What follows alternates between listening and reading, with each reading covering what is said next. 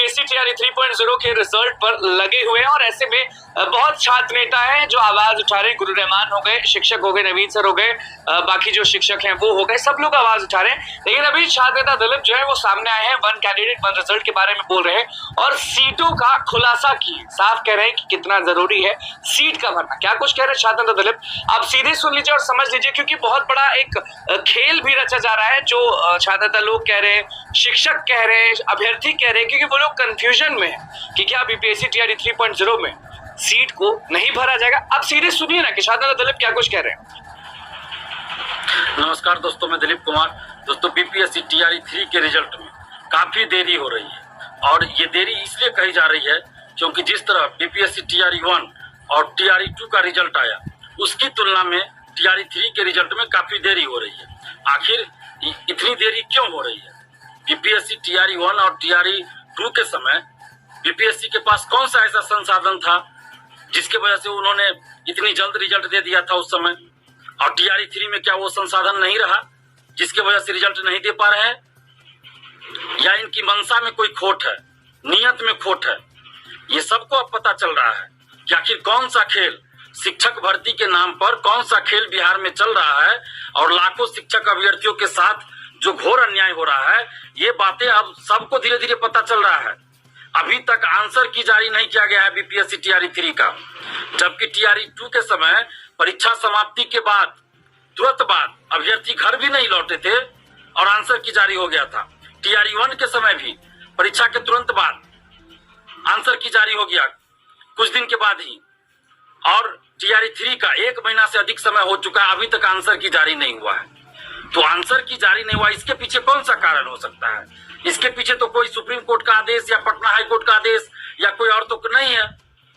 तो ये जो बहानेबाजी की जा रही है सुप्रीम कोर्ट के आदेश को लेकर कि तांती ततमा समाज को लेकर जो आदेश सुप्रीम कोर्ट का, उसको लेकर जो बहानाबाजी किया जा रहा है, ये बिल्कुल ही गलत है।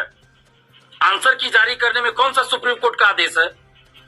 और सुप्रीम कोर्ट का आदेश जो तांती ततमा समाज के लिए था, क्या वो आदेश 2 दिन पहले आया, 4 दिन पहले आया है? ये जानबूझकर बिहार सरकार, शिक्षा विभाग और बीपीएससी जानबूझकर बिहार के लाखों शिक्षक अभ्यर्थियों के साथ घोर अन्याय कर रही है। बिहार सरकार शिक्षक भर्ती के नाम पर खेल खेल रही है, अभ्यर्थियों के साथ अन्याय कर रही है। डोमिसाइल को हटा दिया गया। आप देख रहे हैं कि हजारों लोग, बिहार से बाहर के हजारों लोग फर्जी डॉक्यूमेंट्स पे बहाल हो गए। अभी तो हजारों लोग बाहर भी हुए हैं, लेकिन हजारों लोग ऐसे भी हैं अभी जो फर्जी डॉक्यूमेंट्स पे अभी भी शिक्षक बने हुए हैं, नौकरी कर रहे हैं और पैसा देकर मैनेज भी हो रहा है उन लोग का।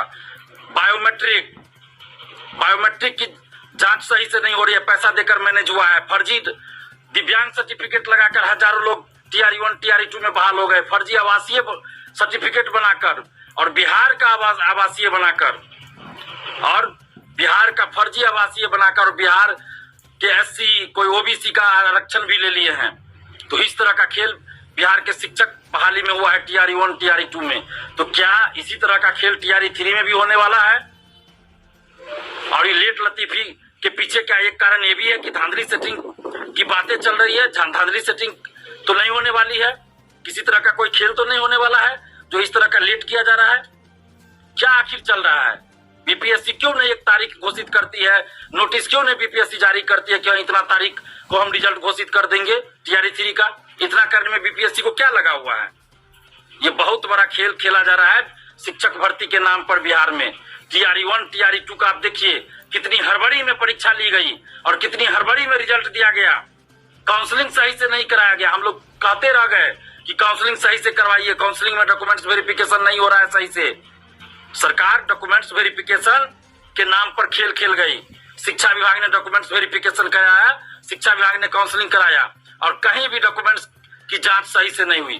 फर्जी दिव्यांग, फर्जी आवासीय सर्टिफिकेट लगा के हजारों लोग शिक्षक बन गए, बिहार का फर्जी आवासीय बना लिए और जाति प्रमाण पत्र बनाकर यहाँ का आरक्षण ले लिए बिहार से बाहर के लोग। और इस तरह हजारों लोग, बिहार से बाहर के हजारों लोग फर्जी डॉक्यूमेंट्स लगाकर यहाँ नौकरी कर रहे हैं और बिहार के हजारों अभ्यर्थी बेरोजगार हो गए।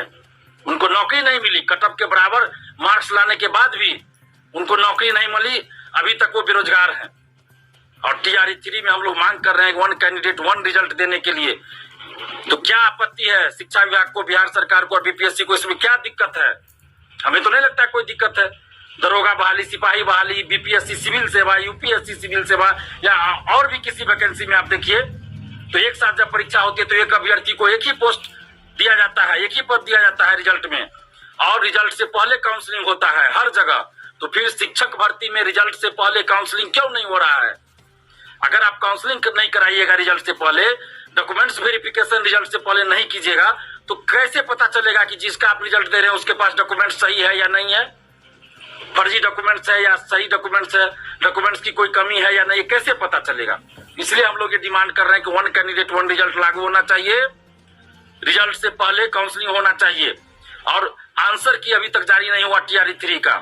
हम मांग कर रहे हैं बीपीएससी से कि जल्द से जल्द आप आंसर की जारी कीजिए, नौटंकी मत कीजिए, और कब आप रिजल्ट दीजिएगा TRE 3 का वो डेट घोषित कीजिए। हमें तो लग रहा है कि अक्टूबर से पहले अब रिजल्ट संभव ही नहीं है, 15 अक्टूबर के बाद ही लगता है रिजल्ट आएगा, और ये लोग जानबूझकर और देरी करेंगे क्योंकि अभी तो चुनाव है नहीं।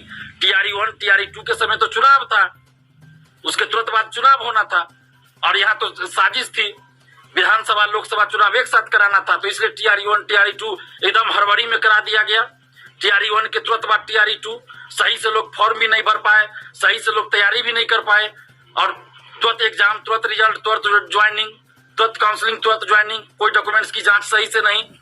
छुट्टी के दिन, दुर्गा पूजा के दिन, दिवाली के दिन, छठ के दिन, 1 जनवरी को काउंसलिंग करा रहे हैं।